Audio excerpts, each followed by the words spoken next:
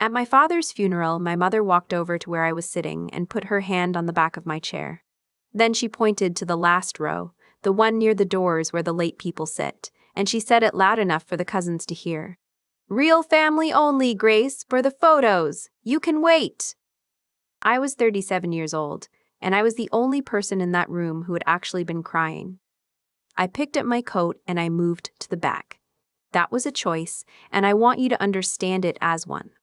There was a version of me that stood up in that aisle and said, in front of everyone, "I am his daughter and you will not do this." I felt that version trying to get out. I put my hand flat against the glasses in my coat pocket, my father's reading glasses, and I made myself sit down in the back row instead. Not because I was weak, because I'd decided on the drive over that I would not give them the screaming match they could turn into the story. Grace made a scene at the funeral. I would not hand them that. What my mother didn't know, standing there arranging us like furniture, was that there was a man near the side wall in a gray suit holding a long envelope. I'd seen him when I came in. He was watching the room, the way you watch a room when you already know how the day is supposed to end. My father had left something. He'd written it himself, by hand, while he still could. And he had seen this coming. He'd seen it coming for years.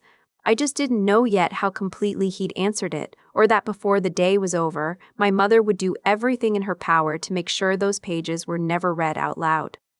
So I sat in the back row of my father's funeral with his glasses in my pocket, and I waited. They thought my silence meant I'd given up. It meant the opposite. Let me tell you how the morning had gone. Because it wasn't one moment. It was a whole machine, built to do one thing. My mother had been at the funeral home since 7. By the time I arrived, she had already decided the order of the seats, who would stand where, who would speak. My brother Marcus was working the room in a dark suit that fit him too well, shaking hands, accepting condolences like they were addressed to him personally. My sister Diana hovered near the flowers, retaking photos of the arrangements on her phone, deciding which ones were good enough to post. I'd brought the glasses. My father's reading glasses, the ones with the bent left arm he'd refused to replace for 15 years. I'd found them on his nightstand 3 days before, folded on top of the crossword he never finished, and I'd put them in my coat and I hadn't taken them out since. When I walked in, my mother looked at me the way you look at a problem you thought you'd solved. The seating was the first move. There was a row up front, reserved, and my name was not on it. Marcus's was. Diana's was. 2 cousins who hadn't called my father in a decade had little folded cards in my mother's handwriting. I stood in the aisle holding my coat, and Marcus came over, close, and said it low so only I could hear. "Don't make this hard, Grace. You know how Mom needs today to look. Just sit in the back and let us handle it. Let us handle it." Like our father was a logistics problem and I was a complication in the plan. Here is what they were taking, and I want to be plain about it. They weren't taking money from me that day. The money came later, and it isn't the point. What they were taking, in front of every relative we had, was the simple fact of where I belonged. They were rewriting the room so that when people remembered this funeral, they'd remember a family of 3 and one other woman who sat in the back. An outsider. A footnote. Someone who could wait. And the worst part, the part that should have broken me, was that they were almost certain to get away with it. Because I had decided I would not fight at my father's funeral. They were counting on that. They had built the entire day around it. To understand why it cut the way it did, you have to know what I actually was to him. Not what they said. What I was. I was the one who knew which window he sat by. The second-floor window on the east side, where the morning light came in over the maple, because he said a man should start the day looking at something that was alive longer than he'd be. I knew he hated the hymn they'd chosen for the service. The one his mother had played badly on a church organ for 40 years, the one he could never hear without wincing. My mother picked it anyway. She'd been married to him for 41 years and she didn't know. I knew because I came every Sunday. Not for show. I came because the house got quiet after my mother started spending her weekends at Diana's, and a quiet house is a cruel thing to leave a man in. We did the crossword. We didn't even talk that much. He'd read a clue out loud and I'd say a word and he'd write it in or tell me I was wrong, and that was the whole afternoon, and it was enough.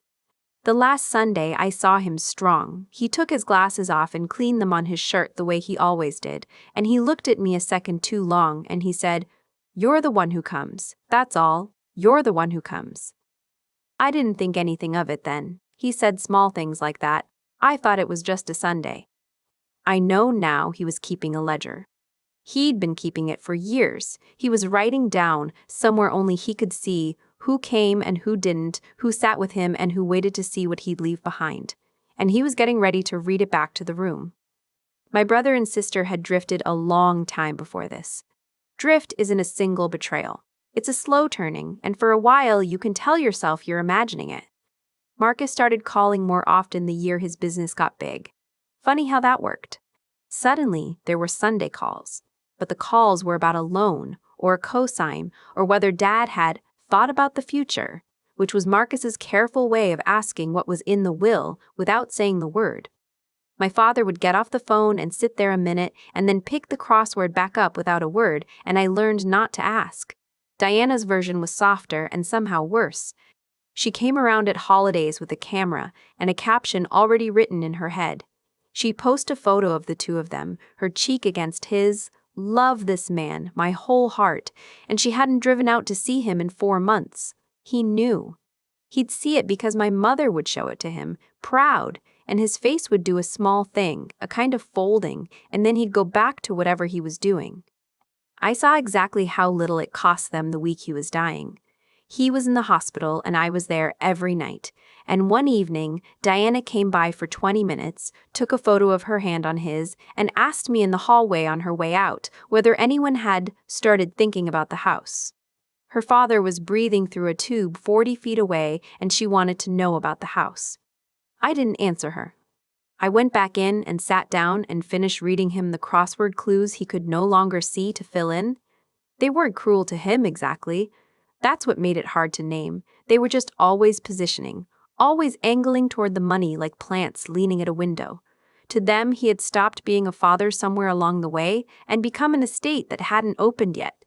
I didn't lean. I just came on Sundays. I told myself that didn't make me better than them. It just made me his. Turns out he was watching the leaning too. He was watching all of it. But the seating, the photos, the real family-only line, none of that was new. It was the loudest version of something my mother had been saying about me, my whole life. "She's not really like us." That was the sentence. She said it the way other mothers say she has her father's eyes, like something fond. She'd say it to her sisters at the kitchen table when she thought I'd gone upstairs. "She's not really like us. She's more her father's. She's the quiet one." Always with a little smile, like it was a charming quirk and not a verdict she was handing down on her own daughter. When I was 16, I won a state writing prize, and at the dinner to celebrate it, my mother spent the meal telling a story about Marcus's baseball season. When I made partner at my firm, she told the relatives, I did something with contracts and changed the subject to Diana's wedding, which at that point had no groom and no date. Every good thing I ever did got set gently to the side, like a plate nobody ordered. What I want you to understand is that this had a use. It wasn't only spite. By telling everyone for 30 years that I was adjacent to this family, near it, allowed at the table but not really one of them, she was building something she could collect on later. She was establishing, slowly, in front of witnesses, that when it mattered, I could be moved. To the back. Out of the photo. Out of the will, if it came to that. So when she pointed me to the back row and said, "Real family only," she wasn't improvising. She was finishing a sentence she'd started when I was a child, and she thought my father's death was her chance to say it once, finally, in public, with witnesses, and make it the official record. She had no idea my father had been writing a different record the whole time. I noticed the man in the gray suit again, about 20 minutes in. He stood near the side wall, not quite part of the proceedings, holding a leather folder against his chest with both hands. Not a relative, not crying. He had the stillness of someone given a job he intended to do exactly. He came over to me before the service started, quietly, along the back wall so it didn't make a scene. "Are you Grace?" he asked. I said I was. He introduced himself as the executor of my father's estate. He said my father had retained him about a year and a half ago, which surprised me because a year and a half ago my father had seemed fine, had seemed like he had a decade left in him. He said it the way you say something you've decided to keep simple. Then he said, "Your father left instructions for today, specific ones, about the service." He tapped the folder once, including something he asked to have read aloud in front of everyone. "I wanted you to know it exists before we begin." I asked what was in it. He smiled, just a little. He asked me not to say until it's time. He was very particular about that. And then, lower, almost to himself, he told me there might be some resistance to it, from your mother specifically. He told me to read it anyway, no matter what she does. He went back to his place by the wall. There might be some resistance to it. Read it anyway, no matter what she does. My father had written that sentence knowing this room. Knowing my mother. He had reached forward into a day he wouldn't live to see, and left a man standing by the wall with one instruction. And here's what that did to me, sitting in the back. It didn't make me feel safe. It made me afraid. Because now there was something to lose. A minute ago they'd already taken everything, and you can't be robbed twice. Now I knew my father had left me one thing, one last word in his own hand, and I could see in my mother's posture at the front of the room that she was the kind of person who, if she got even a breath of warning, would find a way to make sure that word was never said out loud. I touched the glasses in my pocket and I started, quietly, to do the only thing I could. I started to watch her, because if she moved to stop it, I'd decided that was the one thing I would not stay silent for. And she did get her warning. I watched it happen. The executor must have spoken to the officiant, because I saw the officiant glance down at a note, then look toward the side wall, then lean over and murmur something to my mother in the front row. I saw my mother go still. I saw her turn her head a few degrees, just enough to find the man in the gray suit, and I saw her understand that there was a piece of today she had not arranged. She got up. Smooth, unhurried, the gracious widow, and she crossed to the executor and spoke to him quietly with her back to the room so no one could read it as anything but a hostess attending to a detail. I was too far to hear the words. I didn't need them. I could read her shoulders. She was telling him no. She was telling him this wasn't the moment, that the family would handle private matters privately, that surely he understood. The executor didn't move and didn't nod. He just listened, and when she finished, he said one short thing back to her, and whatever it was, it made her stand very straight for a second before she walked back to her seat. I found out later what he'd said. He'd said, "Ma'am, your husband told me you'd ask me that, almost word for word, and he told me what to answer." And then he told her the answer was no. So now we both knew. She knew the letter existed and that she could not simply cancel it.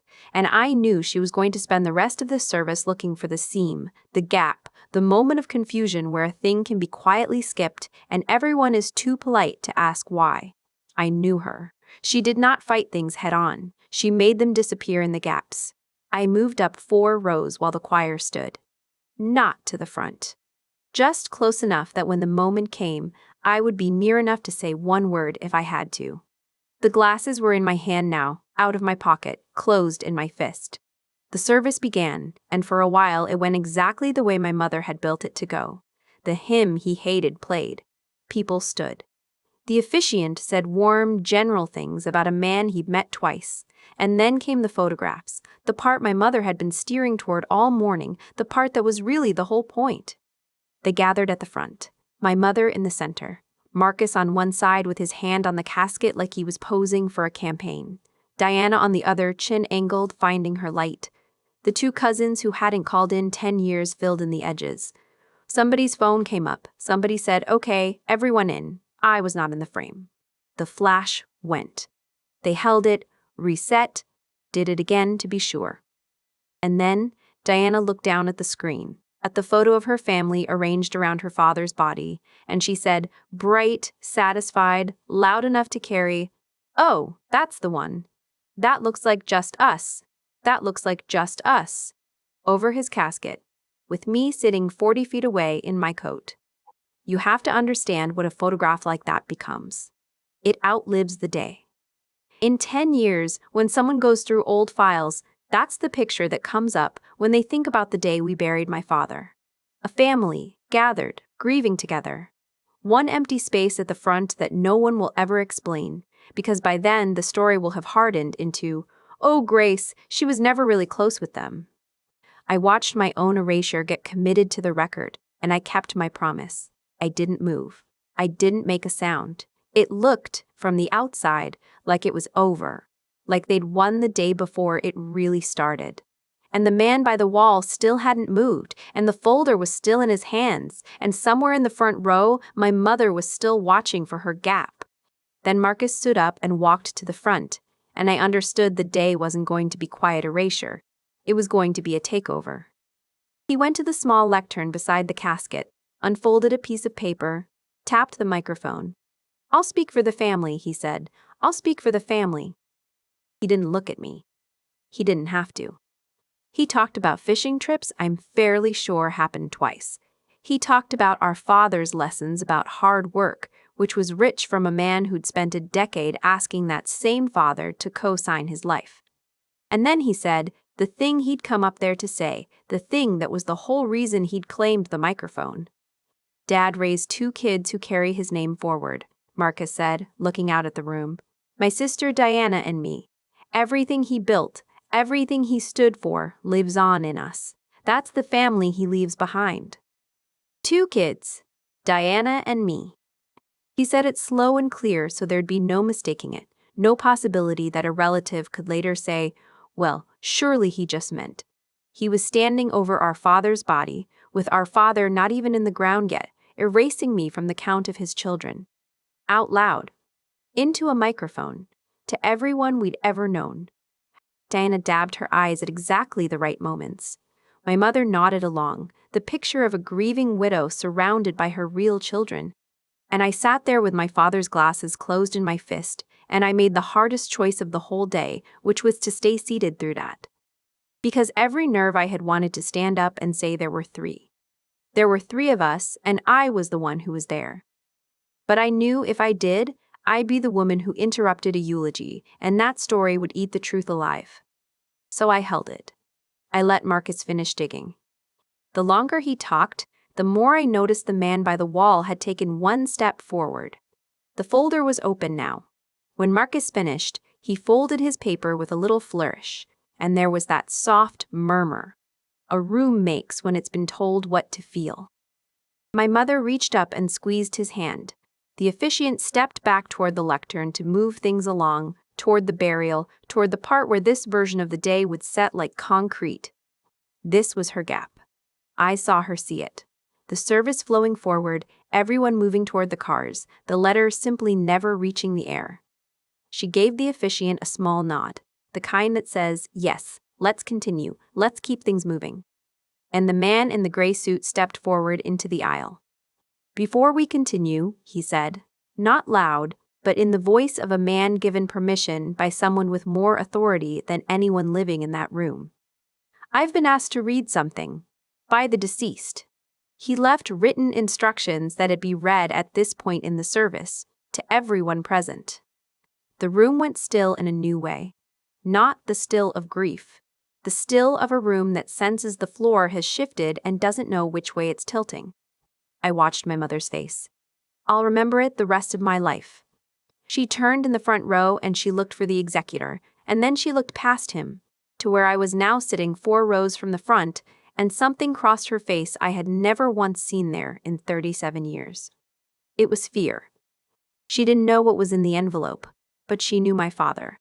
And she knew a man does not arrange for a stranger to stand and read his own words over his casket, against the objection he predicted, unless those words are going to do something. The executor lifted the letter. 2 pages, in my father's handwriting, the tall, narrow letters I'd watched fill crossword squares 1,000 Sunday afternoons. My mother stood up. "Wait." She had her public smile on, the one she used on relatives. "I'm sure whatever my husband wrote is lovely, but the cars are waiting, and the plot, and I think the family would rather hear his private words in private the way he'd have wanted. Later. As a family. As a family." Even now, cornered, reaching for the same word like a railing. A few relatives shifted. One of the cousins half rose, ready to help her shut it down, ready to agree that yes, later, privately. For one long second, the room could have gone either way. This is how it usually works. The loud, confident person says, later, everyone is relieved to be let off the hook, and the quiet truth gets folded back in a drawer and never comes out. The executor waited for her to finish. Then he said evenly, "Your husband's instructions were specific that it be read today, here, aloud." And my mother dropped the smile and went for the move she'd been holding, the one she was sure would end it. Her voice cracked, perfectly, on cue. "Please."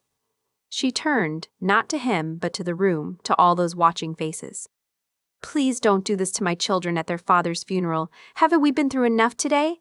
I am asking you, as his wife, to let us grieve in peace." It was a good move. I'll give her that. Half the room softened. She'd reframed the executor as the cruel one, the outsider disturbing a widow's grief, and for a moment I felt the whole thing tipping back toward her, the letter about to be folded away forever, my father's last word about to die in that folder. The executor let her have her silence. And then he picked up a separate card, a small one, and he said, "Ma'am, your husband wrote something for me to read if you said exactly this." He looked at the card. He read, "My wife will stand up and ask you not to do this to her children at their father's funeral. She will cry, and she will mean the part where she's afraid. Read it anyway. The daughter she's about to pretend isn't hers has earned every word." You could have heard a pin drop on carpet.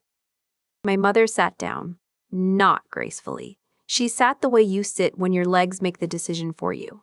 Because there is no answer to that. There is no public face that survives your dead husband reaching out of his grave to narrate your last trick before you finished playing it. The executor turned to the first page, and finally, in my father's own words, the room got to hear what he actually thought. "To everyone who came today," he read, "thank you. I want to say a few things while I still have all of you in one room because I won't get another chance, and some of these things should have been said out loud a long time ago." His voice, through this stranger, was so exactly my father's that I put my hand over my mouth. The phrasing, the plainness, the way he never used a big word when a small one would carry it. "I spent the last while watching Who Shows Up," the executor read. "Not at the end. Anyone can show up at the end when there's something to be gained. I mean across the years, the ordinary Sundays, the afternoons with nothing in them but a crossword and bad coffee. I kept track. A man on his way out has nothing to do but keep track, and I want you to know I kept good track." The room understood now what kind of letter this was. Not a blessing. My father had built something, and it was about to come down on the people who'd spent the morning building a wall around his casket. The executor turned the page. I held my father's glasses in my fist, and I waited for the part I somehow already knew was coming because I knew him, and I knew he would not have left me in that back row without reaching back to pull me out of it. "You will have noticed by now," the executor read, "that I knew exactly how today would go. I've known these people a long time. I know there will have been a seating chart. I know somebody will have decided who counts, and somebody will have stood up and listed my children and left one of them out. I know my wife. I knew the words she'd reach for because she's reached for them, my daughter's whole life. So let me answer them now, in front of you, the way I couldn't, when I was alive and tired and trying to keep the peace." My mother made a small sound. "There is a person in this room who came every Sunday," the executor read, "who knew which window I liked and which hymn I couldn't stand, and if they played it today, she's the only one in here wincing, and she's right to." Half the room let out a breath that was almost a laugh because they had played it. "My daughter Grace." He looked up from the page, and he looked at me, and so did everyone. Every head turned. The cousins, the relatives, Diana with her phone halfway down, Marcus frozen by the lectern he'd claimed. The whole room turned and found me 4 rows back with the glasses in my fist. "Grace is the one who stayed," he read. "While the others measured the house, she sat with me in it. So I'll say it plainly.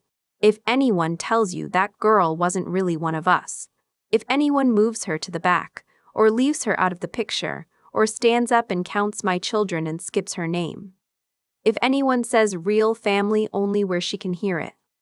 The executor slowed and set each word down like a stone. Then they've told you everything about themselves and nothing about her. She was the most real family I had. Most days at the end, she was the only one. Put her where she belongs, or answer to me for it, and I'll be where I can't be argued with. I was crying now, openly, in front of all of them, and I did not wipe my face. I had decided not to fight today. I had not decided to hide. Let them see exactly who in this room was actually grieving him. Let that be the photograph. The executor lowered the letter. Nobody moved. In the front row, my mother sat inside the silence she had built for me all morning and wore it herself. Her own words had come back through her dead husband's mouth and landed on her, in front of everyone, with no answer left in the world. I stood up. Not to make a speech, I'd had enough words, and anyway, it was his words that mattered. I just stood, because I was done sitting in the back, and I walked up the aisle, past Diana, past Marcus, past my mother, and I put my hand on my father's casket where he'd just told the room I belonged. Nobody stopped me. Nobody could have.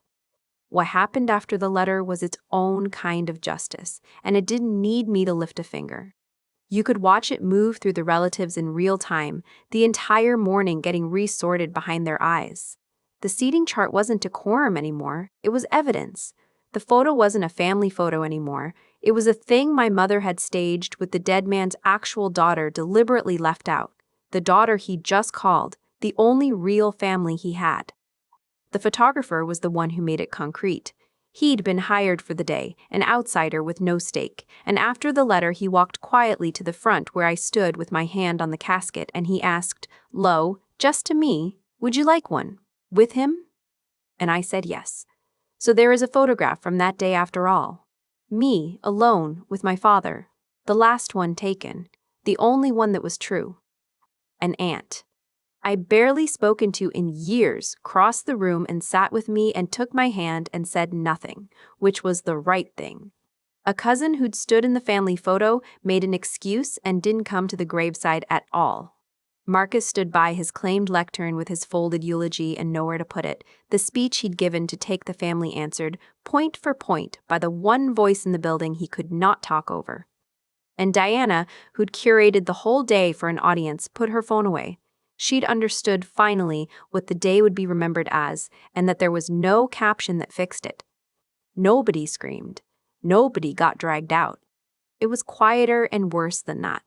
A room full of people we'd known our whole lives, all arriving at the same conclusion at once, and the conclusion was about my mother and my brother and my sister, and not one of them could say a word against it, because the man they'd come to bury had already said it for them. They buried him on a gray afternoon with the wind coming hard across the cemetery, and when it was done, the others left quickly. My mother first to a car with Marcus. Diana behind them. The relatives drifted to their vehicles, and a few touched my shoulder on the way, which they would not have done that morning. I stayed. I stayed at the grave after everyone else had gone, because somebody who actually loved him should be the last to leave, and that day, like most days at the end, that person was me. The wind moved the cut flowers around on the fresh dirt. I took his reading glasses out of my coat, the ones with the bent arm, and held them a while, and then I put them back. I wasn't ready to give those up. I may never be. In the weeks after, the family rearranged itself the way he'd known it would. My mother and I are not in contact now, and I've made my peace with it, because the truth is we were never in contact. We just sat at the same tables. Marcus calls sometimes when he wants something. I let it go to voicemail. Diana posted a photo of herself with our father about a week after the funeral. Love this man, my whole heart. It didn't get the comments it used to. People had seen something now, and you can't unsee it. I don't run their lives. I don't have to.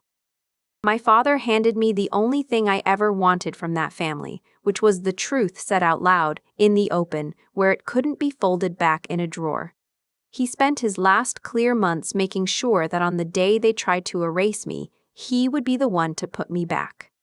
Here's what I learned, and it's the only lesson I'll leave you with. The people who are sure they're the real family are usually the ones who keep announcing it. The ones who actually belong are just there, on the ordinary Sundays, when there's nothing to be gained. If you've ever been written out by people who needed you quiet, stay with me. Every betrayal on this channel gets answered. Subscribe, and I'll tell you the next one.